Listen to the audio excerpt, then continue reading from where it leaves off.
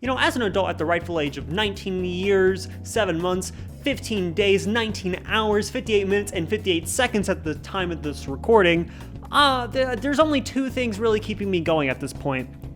Anime and Persona. You know, anime is just an awesome medium. You know, I just love the shows. I love the waifus. What can I say? And Persona is just a rich story. You know, I especially Persona 5. Like Persona 5, I fuck with it really hard. Like it's just a good time. And you know, it does have the anime tropes that are in Persona. So. I was like, there should be an anime, and I looked, and there was, and I was like, oh, Persona 5 the animation, it exists? What? That's kind of crazy, but really not, because it was kind of expected with all the anime cutscenes in the original Persona game. And from my experience from learning about the Persona community, a lot of people don't really like the Persona 5 animation, and I don't understand why, because I was just like, well, it can't be that bad. I mean, the story of Persona 5 is great. Do they butcher it at all? I didn't really think that they could fuck it up that bad, and I don't think they really didn't, because they did hit all the pivotal plot points. You know, it started at the casino, you got chased by the cops, you got interviewed by Sai, and interviewed to go back in time to the beginning of the school year. You went to LeBlanc and met Sojiro, encountered Kamoshida for the first time, seeing him be a creep to An. You met Ryuji, you entered Kamoshida's castle, you awakened to Arsene. You met Morgana, escaped for the first time out of Kamoshida's castle. You learn about the abuse that Kamoshida does and all the sexual grossy things that make you want to puke. Ryuji awakens to Captain Kidd. Shiho almost dies. An joins the team because of this and awakens to Carmen. They steal Kamoshida's heart. They meet Yusuke. Makoto stalks them. Kind of weird, kind of creepy. They steal Madarame's heart. During that, Yosuke awakens to his persona Goemon. Makoto blackmails them. Kaneshiro blackmails them. Makoto joins the team, awakening to Johanna.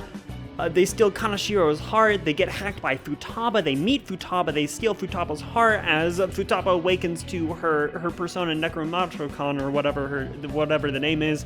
Futaba then joins the team because of it. They could then do a beach episode, and then they go to Hawaii right after. They start to look into Kumara Foods, because that's the top thing of the fan site. Morgana gets emotional. They meet Haru. Morgana forgives him. Haru has her persona, I forgot the name, and she joins the team. They steal her Kumara's heart. Akechi blackmails them. Akechi joins the team with his persona Robin Hood. They return to the casino to steal Sai's heart. Akechi betrays them. Ren gets arrested. Akechi kills Ren, but not really. They learn Shio's pulling the strings the entire time. Akechi dies. They steal Shido's heart. The public still doesn't believe in them anymore. They're just like out of their cognition. So they go to Mementos and they meet the Holy Grail, aka God. We then learn that Igor is the Holy Grail, aka God. Then they kill the Holy Grail, aka God, and they save the day. That was pretty fast, where I explained the entire plot, right? Well, that's how fast the show does it, you know. They explain everything in only 26 episodes plus 2-hour-long specials, and I feel like that's not enough. It feels very rushed at times, and it's not the best way to convey it, but it's still hype. Like it isn't bad. It's just really fast. Like my brain goes zoom. I don't think I have ADHD or anything. I haven't been diagnosed. I might, but no, my brain still goes zoom. And I was like, okay, this is a little too fast for me anyways. You know, and the confidants do get their moment to shine. Like any confidant that you could think of in Persona 5, they get a little scene. Even if it's not that big, they get their own scene. But Damimami Kawakami gets a full episode for her maid outfit. I was like, yes, let's go! In case you couldn't tell, I like Kawakami. But it just felt like filler, because sometimes the confidants are just interspliced between the palaces itself, and I felt like they should have either had like more episodes to discover, like delve into these confidants so they can get their own episodes, or they could have just not done the confidants, which would have been a shame, because the confidants in here are great. I do like how they're portrayed. They're portrayed exactly like how they're portrayed, like Ifumi and Takemi, like peak. Like yes, they're both great, but it just like some scenes dragged on way too long. Like sometimes we just talk to the fortune teller lady, I forgot her name, and sometimes we just intersplice it with Takemi when it's not really necessary. Even though I do like Takemi a lot, it's just not needed. It's also weird what they chose to keep, because it felt like that they were cutting out like crucial moments. I can't think of any off the top of my head, but it's just like it felt off.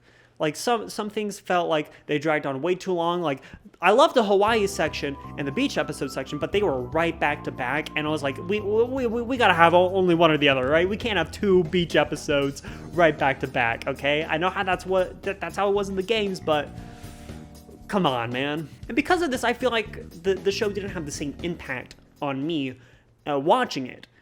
Granted, I had a blast watching it. I loved all of it. It was very fan servicey too.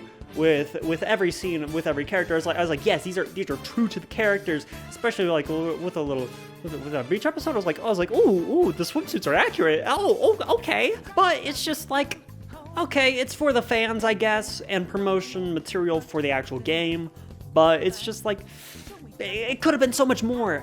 I just could have been like, oh, we're doing like maybe like two palaces per season instead of just like the whole shebang in one season. I was like, well, it's a lot, and it would have been nice to have it like at a slower pace, for my taste. But the stylization felt like the Persona game. Like even when you travel back, it's just like the game. How they do like some like time ticking, some flashes. You know, it makes sense. And having Lin come back doing a few original tracks for this specifically, like the opening and the ending, are like masterpieces. But the stylization also came with a lot of the game mechanics that were in the game, and some of them fell off. Like the fact that Ren or Joker had like multiple personas felt very weird, because some of them just showed up. Like the only time that Joker captures a persona is talking to a pixie, and then Caroline and Justine are like, hey, you can fuse personas now with guillotines, and it's just never brought up again until you fuse Caroline and Justine into Lavenza at just like how it is in the games. And it felt like that they were just doing the plot points of the games with a few fan servicey things here and there. That it doesn't. If you don't know the story of the games, you'd be lost, really. And also just some battle mechanics that just felt very weird. Like sometimes like they'd like power up and there would be like the effect that you'd see whenever you do that in Persona. I didn't like it nor dislike it. It just felt off. It was just doing it because the games did it, and I thought we could do without it, but it's fine that it's here. And this show doesn't have the highest of budgets. Like there are some scenes that feel very off, where the characters do go off model, but honestly, I don't think that that's a huge issue. While it is not the greatest thing to happen, like would I love chainsaw level animation on this? Hell yes, I would have. It would have been awesome. However, I feel like that it's just it's not as bad as everyone's saying. It's just, sure, it's low budget, but it's not the end of the world. It doesn't ruin the anime. All right, come on, guys. You guys are bitches for that. I said it. Overall, I had fun times watching this. I was a fanboy. I was going squee the entire time, because I was just like, oh my gosh, it's anime now. Well, there were anime cutscenes, but it's full anime now. I'm like, yes. But as someone that hasn't played Persona, should you watch this? No, I feel like you'd be very lost. It's very jumbled.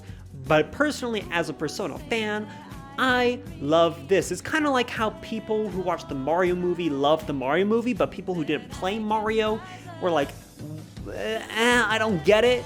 It's kind of the same feeling. That's kind of what I get. I'd probably feel the same way how I feel about the Mario movie. Like the first time I watched it, I was like, this is peak cinema. Nothing can top this. But the second time I was like, okay, it's okay. But it just feels very fan servicey. Overall, me likey, Kyle likey, Jack Frost likey, and you should likey this video. Oh, you see what I did there? If you didn't like my opinions about the Persona 5 animation, you should type your arguments, your thesis down in the comment section down below. They just added that feature. It's pretty cool, and I will just say no you to every response that doesn't agree with mine. That's the right way to do it, as I see fit. Anyways, what's that, Kyle?